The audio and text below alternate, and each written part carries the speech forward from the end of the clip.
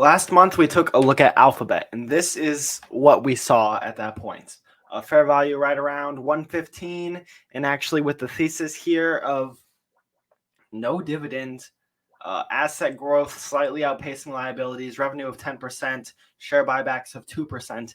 We were looking at the price at that point, $132 a share. You were going to perform or underperform the market in the short term, perform on par with the market in the longer term as things compound. We had really determined that the price to pay for Google was 100 or lower per share. And that would get you a slightly market-beating return in the short term, a 3-year period. And in the longer term, the 5-year period, you'd be outperforming the market by a pretty wide margin. So it's been on a watch list. I've been trying to see if it goes below 100, and it doesn't look like that's happening anytime soon. It's still right around that same level, 120 to 130. But they had their earnings. So we'll take a look at the earnings to see if they're coming in line with the thesis, if they're breaking the thesis, and what they're saying about the future, because that could change things. And if we can change around some of these numbers, we might end up with some better returns. All right, here we're looking at the historical performance of the financials, the cash flows, the balance sheets, and comparing the year-to-date to the goal for this year. These are analyst numbers. It looks like they did bring down the 2023 revenue to 280, which is lower than last year's 282, which is interesting. They are ahead of that. So, in fact, I want to insert 2 columns here and see what they're actually on pace for and what the year-over-year growth is for that pace. So we're looking at them having reported for 3 quarters out of the 4 for the year. And then we want to know how that is different from their full year 2022 data. So we can at least project these out for the financials. It's different for things like share count, balance sheet, and such. But revenue growth, we're only looking at 4% year over year based on how they've performed year to date. And this is coming in $14 billion higher than the analyst expectations. We'll see how Q4 pans out, but it looks like analysts don't have very high hopes for it. As for the net income, we're looking at that rising by 18%. So they're cleaning up expenses along the way. Small revenue growth, but a pretty big jump in the net income, which is something that we like to see. At least if you can drive revenue, fine-tune your operations and cut costs. So revenue-wise, they are not performing in line with the thesis, but they are outperforming on the net income. But we can see how they are expected to perform over the next year if we compare analyst expectations for 2024 compared to what we're looking at for full year this year. We can see if that's above the 10% that we're looking for on revenue growth. And that's only giving 6%. So it does look like we might want to reconsider that 10% growth factor that we were looking at. Now, they may have done that historically. We see growths of 10% from 2021 to 2022, 41% from 2020 to 2021, 13% from 2019, but it definitely looks like it is slowing down. You know, the larger they get, the more difficult it is to continue that growth, but it doesn't look like 10%. It looks like 5% might be a more fair number, which is definitely going to hurt the growth prospects of the stock going into the future, and might even make it so it's not really a consideration anymore, because they wouldn't be outperforming the market in the long term, given that. As for shares, They've bought back a lot of the shares.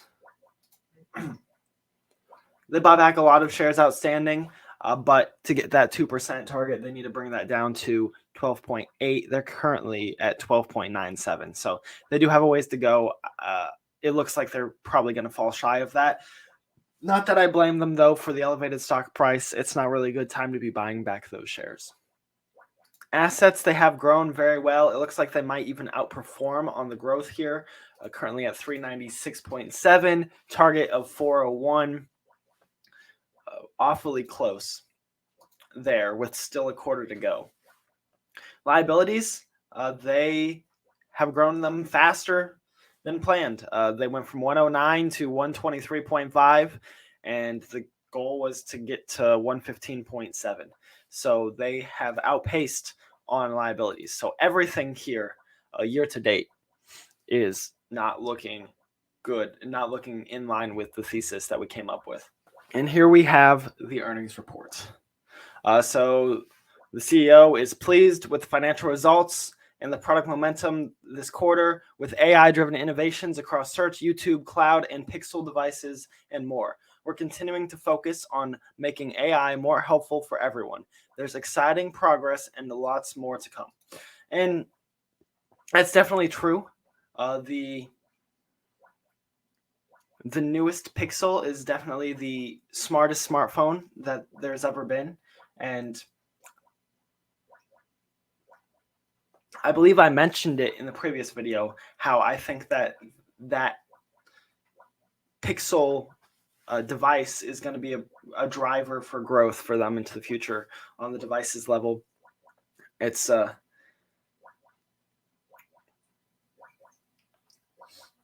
definitely one of the best that currently exists on the market.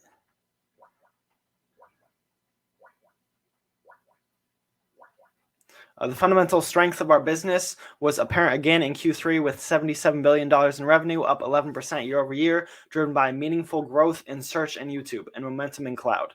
We continue to focus on judicious capital allocation to deliver sustainable financial value. And then we have some financial highlights. Revenues up 11% in the quarter from 69 to 76.7. Constant currency, no change there. Operating income was up 28%. And the net income was up quite significantly as well, from 13.9 to 19.7. EPS, 155 in the quarter, 106 same quarter last year. So here are the main drivers for revenue. We see search is at the top of the list.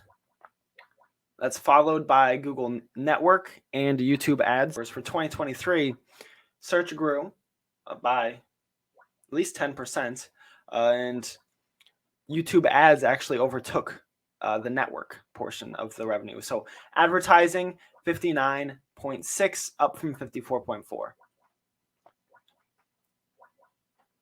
So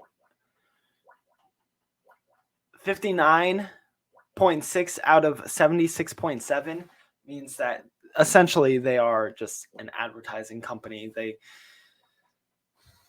get paid to promote certain products and services through promoted searches and ads before videos on their platforms. We see cloud down here. It did grow quite a bit, and it is now beating out ads and network. So that is something that in the future could help drive. Number of employees, they are down on the number of employees, 186.8 to 182.4. And they talk about that right here. Reductions in workforce and off. So a lot of expense came from severance for those employees that they did let go. The balance sheet, we already touched on the Excel sheet, how they've moved up. They're getting close to the goal. The biggest moves here, it looks like cash and cash equivalents did grow a lot, by 30%, and market securities moved down. It could just be that those securities lost value over the course of this year. Markets are down. Accounts receivable are up. Inventory is up a tad. Other current assets are up 4,000. Deferred income taxes nearly doubled. There's almost a 10% jump in property and equipment. And a lot of this is rather flat otherwise. Liabilities, we do want to see these moving down, but they did move up. We have accounts payable up from 5.1 to 5.8. Accrued compensation and benefits from 14 to 12.5. Expenses, big jump here in accrued expenses and other current liabilities from 37.8 to 55.6. Total current liabilities moving from 69.3 to 86.3. So a pretty big jump there, being that driver for that jump in total liabilities that we see. Shareholders' equity did continue to move upwards, mostly due to that larger jump in the assets than we see in the liability. And that's honestly the majority of what we're looking at here. There's not a whole lot within this press release, but the main thing that the market was looking for here was cloud. And they did end up with an operating income from cloud. It was a loss last year, but it wasn't as large as the market was expecting. I mean, we saw what our thesis was and what they actually came through with. So definitely not the growth that is expected of this company.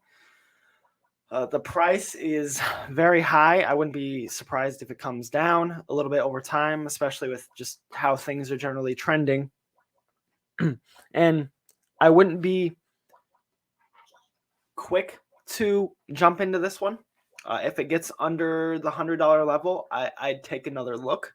But it's not like Microsoft where I would buy.